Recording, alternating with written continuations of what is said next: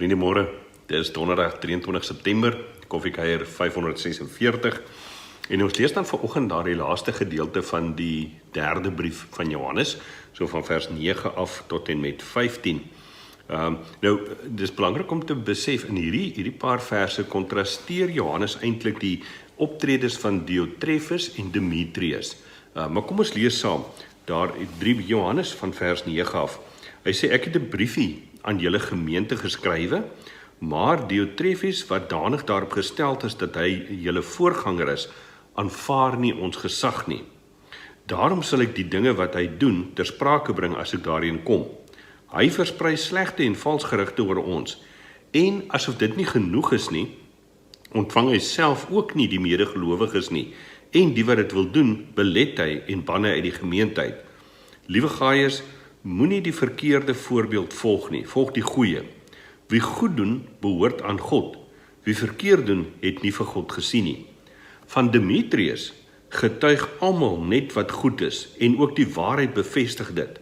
Ons getuig dit ook, en jy weet dat ons getuienis waar is. En dan sluit Johannes die brief af met die slotwoorde, wat hy weer sê, ek moes vir jou nog baie dinge sê, maar ek wil dit nie skriftelik doen nie. Ek hoop egter om jou binnekort te sien, dan kan ons persoonlik praat.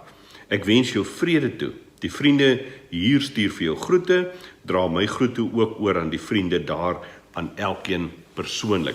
Nou, as ek gesê het, Johannes kontrasteer eintlik die optredes van hierdie Diotrefus, wat homself amper aan te stel het as 'n leier voorganger in die gemeente, die huiskerk, teenoor Demetrius dan, wat regtig doen wat goed is. Nou, Johannes waarsku vir Gaius, en hy sê vir hom, hierdie hoogmoed en hierdie magsbeheptheid van Diotrefus, wat blykbaar so gestel is op sy status en op sy posisie in die gemeente, dat hy nie net Johannes sy gesag verwerp het nie, maar doelbewus ook 'n klomp slegte en vals gerugte oor hulle versprei het.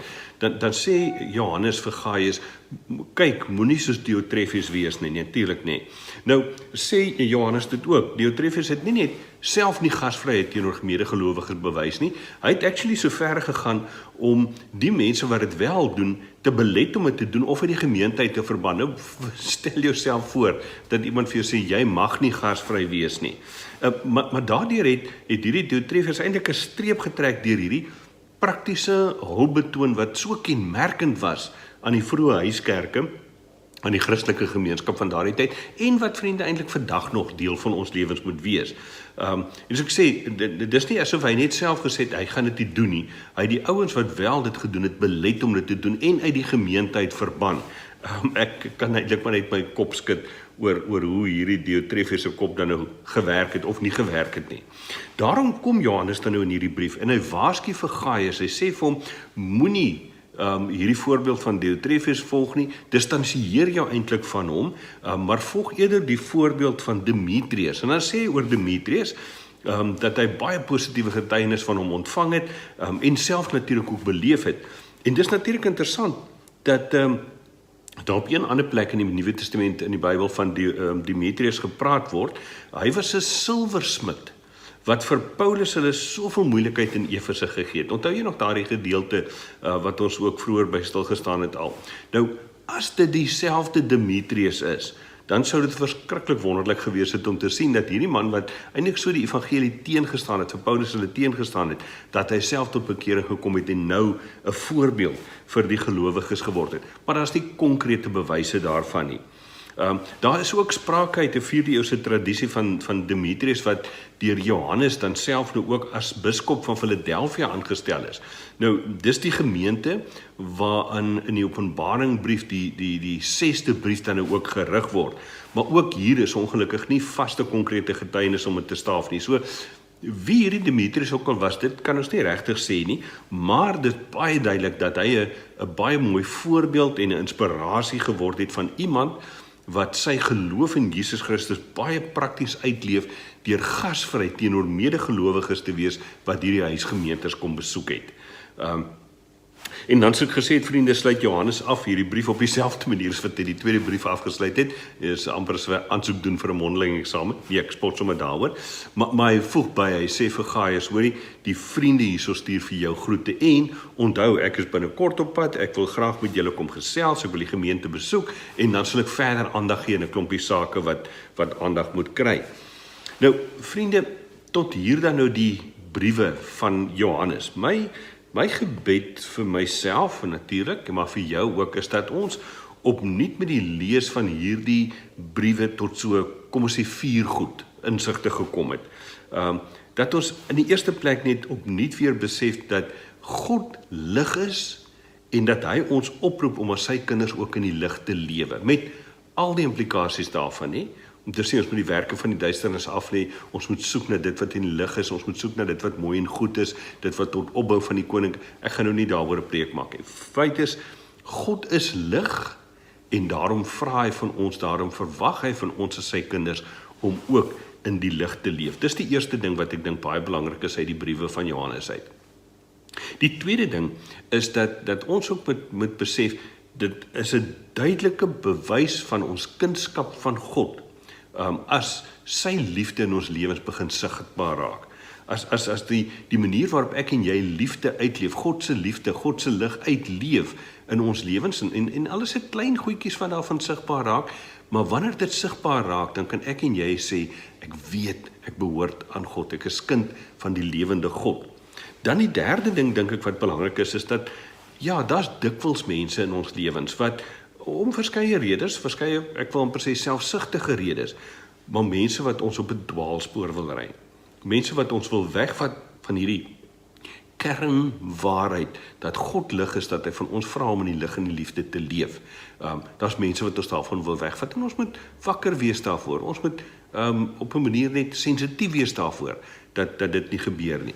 En dan die laaste ding, ek wil amper dit waag om te sê, die belangrikste ding is, dat ons tog alles, ons optrede, ons gedrag, ons motiewe, ons gedagtes, wat ook al, dat ons dit altyd alles bly meet aan die maatstaf van liefde, van Jesus Christus se liefde, wat ons self aan 'n kruis wat op Golgotha gegee het, sodat ek en jy kinders van God kan word. En dat ons sê, maar hierdie liefde van Jesus Christus, dit vind gestalte in ons lewens, en dit word ook deur die Heilige Gees gewerk, dat dit al meer en al meer sigbaar word in ons lewens. So dis die 4 goed, vriende, dink ek, wat ons uit die briewe van Johannes moet saamvat. Sê, God is lig, daarom vra hy van ons om in die lig te leef. Juis wanneer ons in die lig leef, wanneer ons sy liefde begin uitleef, dan is dit eintlik 'n bevestiging van ons kindskap. Besop vir die dwaalleraars, vir diegene wat jou wil wegvat van God se lig en liefde af, en dan die 4de ding is om te sê, alles wat ons doen, vind hulle grondslag in Jesus Christus liefde, en dit word deur die Gees in ons lewens bewaarheid dan ook, en deel gemaak van ons lewens eintlik. Mag ek en jy in ons harte en ons beursies, in ons huise, in ons lewens, noem maar op, mag ons dit oopstel, sodat God letterlik deur my en jou lewens ander mense kan aanraak met sy liefde en genade. Vriende, ek dink dat ons baie keer as gelowiges wonder oor ons roeping, en weet, ons moet almal tot bekering bring, sodat ons almal eendag hemel toe kan gaan, en dit is waar, dat is 'n groot stuk waarheid daarin.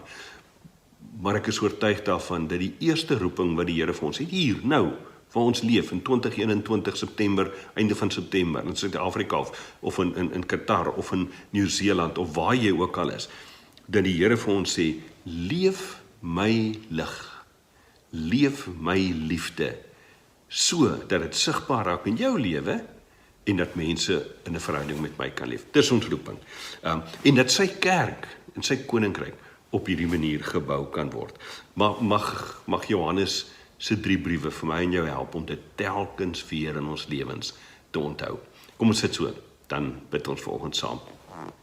Vader, baie dankie vir u wonderlike genade in ons lewens, Here, dat ons kan weet u is lig en u het ons ongelooflik lief. Daarom het u seun gegee, aarde toe gestuur, hy het mens geword, hy wat God is, het mens geword, sodat hy vir ons ook verlossing kan bewerk, sodat hy u lig en u liefde ook in ons lewens kan indra, en dat hy dit steeds vandag deur die Gees doen, sodat ons ook as u kinders kan leef hier op aarde. Here, inspireer ons om dit te doen, terwille van u koninkryk, vir die opbou en die uitbou van u koninkryk ook hier op aarde, dat mense na ons sal kyk en u sal raak sien. Ons eer u daarvoor, en ons bid dit in Jesus se wonderlike naam. Amen. Vriende, ek gaan dan nou môre en Saterdag afvat. Angeline Ginter, hulle daar in Pretoria, Angeline en Charles, het nogal gisteroggend vir my 'n boodskapie gestuur en gesê, hulle gee my toestemming om verlof te vat vir die 2 dae. Ek is so bly dat iemand my verlofvorm geteken het by wyse van spreke dan nou. So, ek gaan dan nou nie môre en Saterdag met jou gesels nie. Sondagoggend sal ek vir jou in elk geval, of Saterdag iewerster, sal ek in elk geval vir jou net die skakels na ons erediens by Lorraine toe uitstuur. Daar's nie die een oggend erediens, omdat dit vakansie lang naweek is. So 'n lekker doopgeleentheid waar ek die voorreg het om twee kleingoed te doop dan ook. Ek sal dit vir jou uitstuur. En dan maandag gaan ons begin met die boek Openbaring. So ek gaan maandag eers net so 'n stukkie agtergrond inleiding gee, 'n bietjie oor die doel van die boek, waar kom dit vandaan, die ontstaansgeskiedenis, so vinnig net oor die skrywer, wat Johannes is natuurlik en so aan. En dan Dinsdag kyk ons die eerste Bible Project video, en dan van volgende week Woensdag af, dan lees ons die Openbaring boek deur. So ek hoop jy sien saam met my uit daarna om dit te kan doen ook, maar ons sien mekaar dan nou weer maandagoggend, wanneer ons daar die agtergrond oor die Openbaring boek gee. Ek hoop jy het 'n wonderlike dag. Ons kuier al reeds lekker, en ons weet ons gaan nog lekker saam kuier die naweek, voordat Jean-Marie se sussie hulle weer terug gaan, en ons kinders ook weer terugstel in bos te gaan, maar geniet alles wat jy doen vandag, en leef God se lig, God se liefde uit, sodat ander mense hom kan verheerlik. Mooi loop, geniet daai beker koffie, ons sien mekaar dan maandagoggend.